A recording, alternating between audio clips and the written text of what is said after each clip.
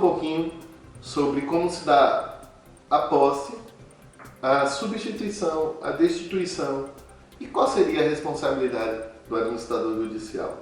Bom, quando ele é nomeado, o administrador judicial tem um prazo de 48 horas, ele é intimado pessoalmente, mas tem um prazo de 48 horas para comparecer ao cartório da vara de falências, a fim de assinar um termo de compromisso. Tá? Esse termo de compromisso vem detalhado no artigo 33 e ele é mais ou menos o equivalente a um contrato de trabalho, vamos dizer assim. Tá? Então, a lei estabelece alguns requisitos. Eu acho importante que vocês façam a leitura aí do artigo 33 da Lei de Falência. Existe também a possibilidade desse administrador judicial vir a ser substituído. Tá? Essa substituição do administrador judicial ela ocorre por meio de requerimento das partes envolvidas no processo falimentar ou no processo de recuperação judicial. Se a parte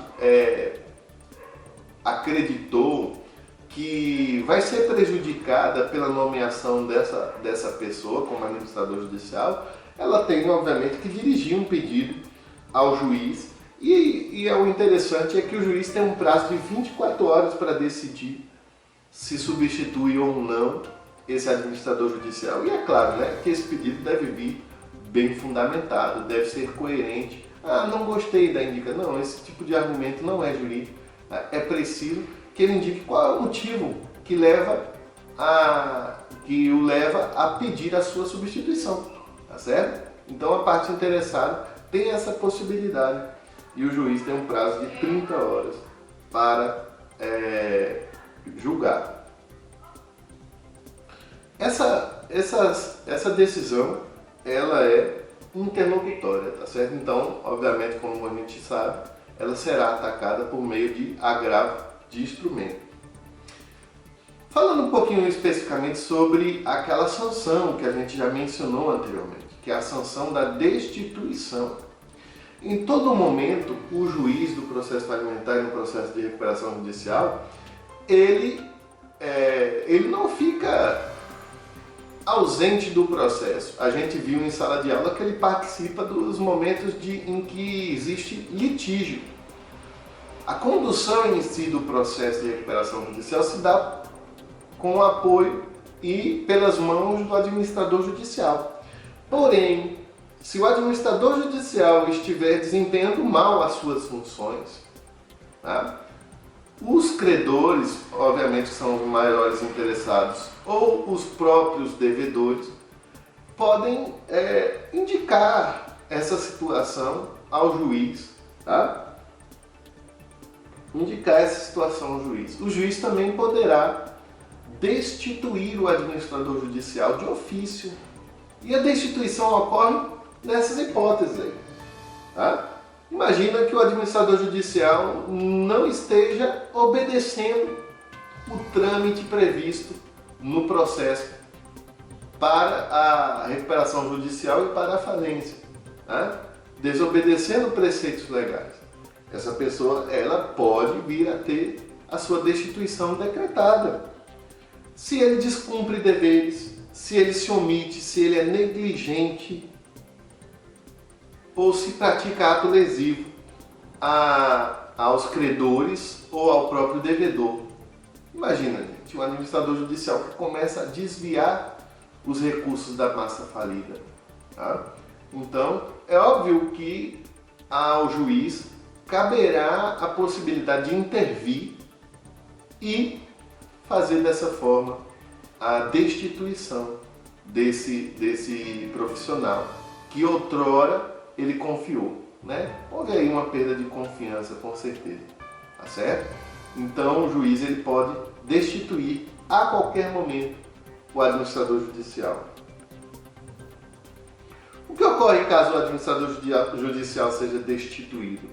Tá? Como essa destituição tem natureza de sanção, então existem algumas consequências negativas, é óbvio, para o administrador judicial, tá certo? A primeira delas a gente já viu, a gente já conheceu. que é a vedação para o exercício da atividade de administrador judicial nos próximos 5 anos. Essa sanção está prevista no artigo 30. A segunda sanção é que o administrador judicial destituído terá um prazo de 10 dias, apenas 10 dias, para realizar uma prestação de contas da sua administração. Tá certo? Esses prazos estão no artigo 154 e no artigo 191 da Lei de Falência. Então, é importante a gente saber que o administrador judicial destituído, ele vai ficar em maus lençóis, porque ele vai ter que 10 dias apenas para prestar suas contas, certo?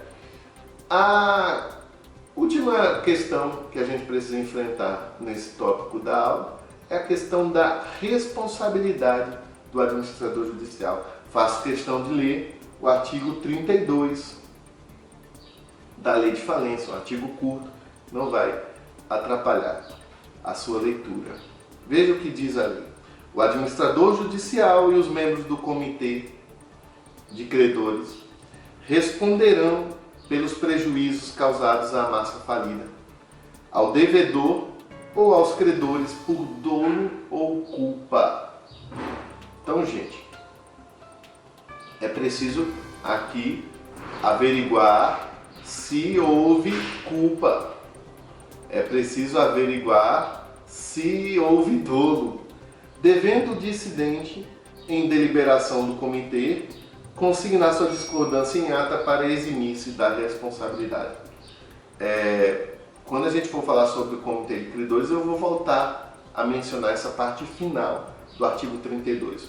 Por ora, basta a gente saber que, com relação ao administrador judicial, provocou prejuízos à massa falida, ao devedor ou aos credores, ele responde civilmente por esse prejuízo, certo?